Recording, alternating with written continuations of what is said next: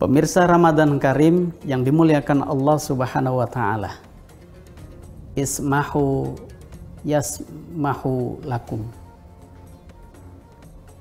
Maafkanlah, maka Allah akan memaafkan kamu. Hadis riwayat Tabrani. Jadi ketika kita memaafkan orang lain, maka ada kausalitas hukum sebab akibat yang akan terjadi. Allah akan memaafkan kesalahan-kesalahan kita, dan itu yang kita harapkan.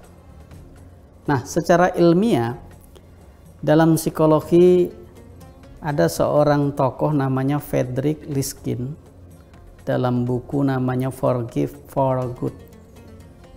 Di dalam buku itu dijelaskan bahwa orang yang berusaha untuk memaafkan orang lain, maka memaafkan itu akan memicu secara positif di dua aspek. Pertama secara fisik, yang kedua secara mental. Secara fisik, ternyata orang yang hipertensi darahnya bisa stabil. Itu dipicu dengan memaafkan. Orang yang punya penyakit kolesterol juga dia akan menurun. Dan gangguan-gangguan penyakit fisik yang lain, memaafkan itu akan menyehatkan. Nah, secara mental, orang yang memaafkan itu akan terhindar dari stres. Satu di antaranya misalkan ketika dia mati, dia kemudian sudah berupaya untuk menjalin hubungan saling memaafkan antara satu dengan yang lain. Lalu dari memaafkan itu muncul percaya diri, harapan baru, dan harapan-harapan kebaikan karena dianggap kita sudah move on dari segala bentuk hubungan yang keruh, yang tegang, terlebih terjadi perang dingin, permusuhan satu dengan yang lain. Jadi secara ilmiah dalam psikologi, orang yang memaafkan itu dampaknya positif sekali. Maka maafkanlah orang lain, maka Allah akan memaafkan kita. Pemirsa Ramadan Karim yang dimuliakan Allah Subhanahu wa taala. Bicara tentang memaafkan, perlu kita mengetahui lebih jauh agar kita semakin bisa mengamalkan pentingnya memaafkan. Memaafkan di dalam bahasa Arab dikenal dengan kata afu. Menurut Syekh Ibnu Faris dalam kitab Maqayis al-Lughah dijelaskan bahwa ketika kata itu terdiri dari huruf ain, fa, dan waw, maka maknanya ada dua. Pertama adalah tarkus syai', meninggalkan sesuatu. Yang kedua adalah tolabus syai', mencari sesuatu. Apa sesuatu yang ditinggalkan?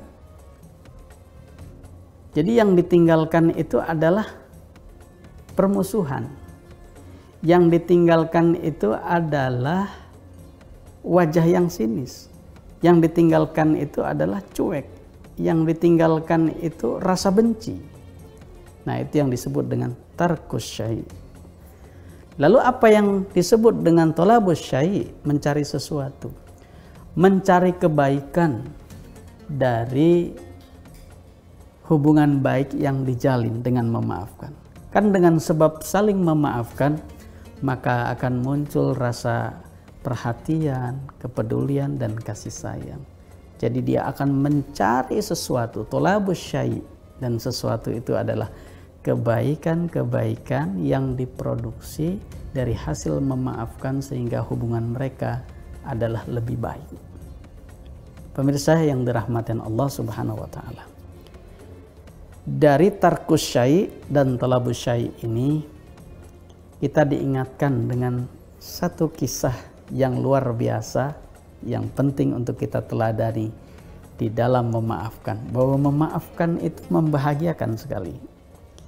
Al-kisah Bilal bin Rabah itu diejek, kalau bahasa anak sekarang dibully lah, atau mungkin diprank lah gitu.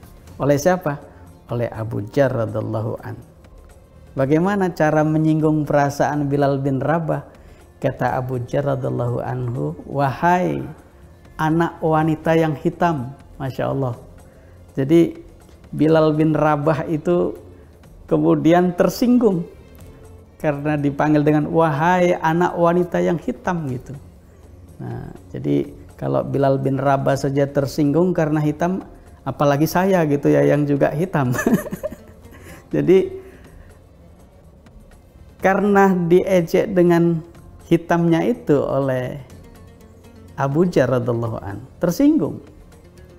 Karena tersinggung, maka Bilal bin Rabah ngadu kepada Rasul, ya Rasul, Abu Jar itu ngejek saya tersinggung, saya disebut wahai anak wanita yang hitam, gitu. Lalu Rasulullah kemudian mengklarifikasi, dipanggillah Abu Jar radhiyallahu an, kemudian disertai dengan memberikan nasihat kepada Abu Jar. Lalu Abu Jar pun mencari. Nah, jadi bahasa kuncinya adalah mencari. Kalau tadi meninggalkan, apa yang ditinggalkan? Meninggalkan dari perbuatan zolim, menghina, ngejek Bilal bin Rabah. Terus yang dicari apa? Dicarilah itu Bilal bin Rabah. Ketemu di padang pasir, yang dicari adalah Bilal bin Rabah dan juga kebaikan dari hasil pertemuan itu. Dia cari ketemu, lalu kemudian Abu Jar radhiyallahu an meletakkan pipinya di padang pasir dan kemudian disertai dengan terik yang panas, dan dia minta, wahai Bilal bin Rabah, maafkan saya bila perlu injak pipi saya sebagai permohonan maafku kepadamu sahabatku.